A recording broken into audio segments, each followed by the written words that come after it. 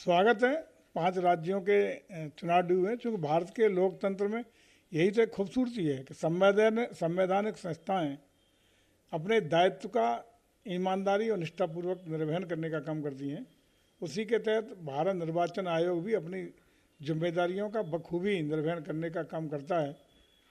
जो समय 5 साल की कार्यावधि भारतीय संविधान के मुताबिक चुनी हुई संस्थाएं, चाहे हमारे माननीय विधायक हों, हमारी मेंबर ऑफ पार्लियामेंट हों, इनके चुनाव का कार्यकाल 5 साल होता है, सरकार का कार्यकाल 5 साल होता है। कार्यकाल पूरा होने की स्थिति में भारत निर्वाचन निष्पक्ष और स्वतंत्र रूप से चुनाव कराने का काम करता है। उसी के क्रम में 5 राज्यों के चुनाव घोषित हुए हैं। भारतीय जनता पार्टी पूरी तरह चुनाव के लिए तैयार है और निश्चित रूप से 5 राज्यों की जनता भारतीय जनता पार्टी को अपनी ताकत के लिए आशीर्वाद अपना देने का काम करेगी। जो है भारतीय जनता पार्टी ने उसमें उम्मीदवारों की पहली सूची जारी की है, जिसमें 41 उम्मीदवारों के नाम है, इसमें 7 सांसद भी शामिल हैं। देखिए, भारतीय जनता पार्टी का शीर्ष नेतृत्व, जिसमें संसदीय दल, सेंट्रल पार्लियामेंट्री बोर्ड, वो तय करता है। संस्तुतियाँ हमारे स्टेट से, राज्य से, विभिन्न स्रोतों से आकलन के आधार पर भेजी जाती हैं। अंतिम मोहर हमारा संसदीय बोर्ड, जो केंद्रीय संसदीय बोर्ड लगाता है, उसी के अनुरूप प्रत्याशी तय होते हैं, अपना चुनाव लड़ते हैं। सर, क्या है कि कांग्रेस की जहाँ जहाँ सरकार है वहाँ जाति जनगणना कराई जाएगी, और राहुल गांधी कहते हैं कि पीएम जाति जनगणना कराने में असमर्थ हैं।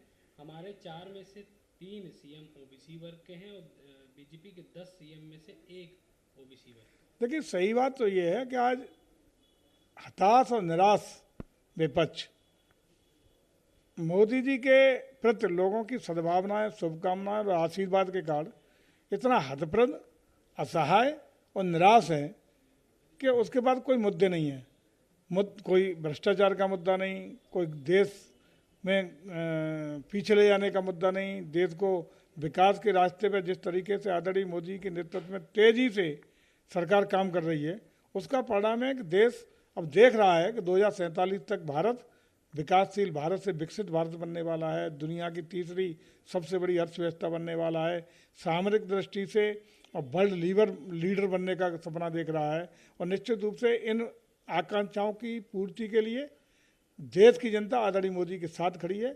अब वर्ग, धर्म, जाति के आधार पर, चूँकि विपक्ष के पास कोई मुद्दा नहीं है, तो हताशा और निराशा में जाति, धर्म और वर्ग के बीच में बांटने का काम कर रहा है। वहीं दूसरी ओर भारतीय जनता पार्टी सबका साथ, सबका विकास के नारे के साथ आगे बढ़ने का काम कर रही है। सर, छत्तीसगढ़ ना करेंगे, और जो जातियां 75 वर्षों में जो पीछे रह गई हैं उनको हम जो है विकास कार्यों में जोड़ेंगे। देखिए, जो जातियां पीछे रह गई हैं, जो वर्ग पीछे रह गया, उसको अंतिम छोर के व्यक्ति को भी आगे विकास की मुख्य धारा में आगे लाने का काम भारतीय जनता पार्टी कर रही है।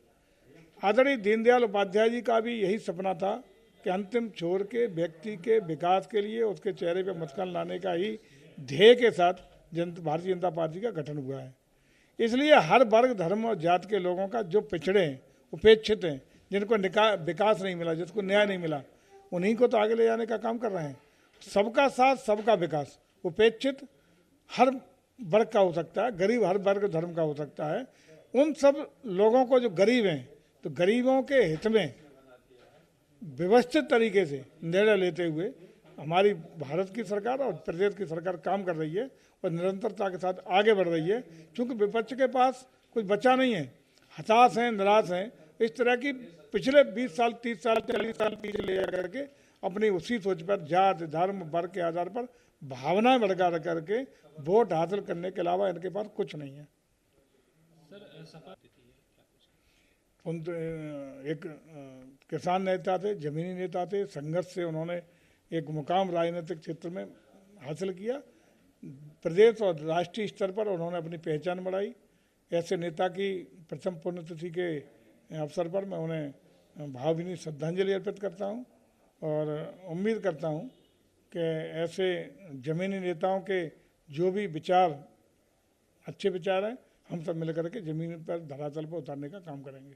सर, क्या लगता है सपा अब मुलायम बात भी नहीं, जो सपा के वर्तमान में उनके पुत्र, उनके उत्तराधिकारी हैं, उनको यही नहीं मालूम कि गाजर ऊपर जमती है कि ऊपर नीचे जमीन में लगती है।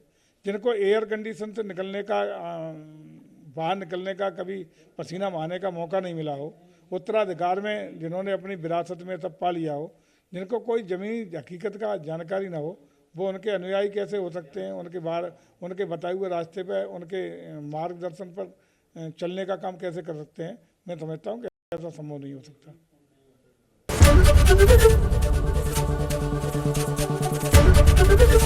एबीपी गंगा, खबर आपकी, जुबान आपकी।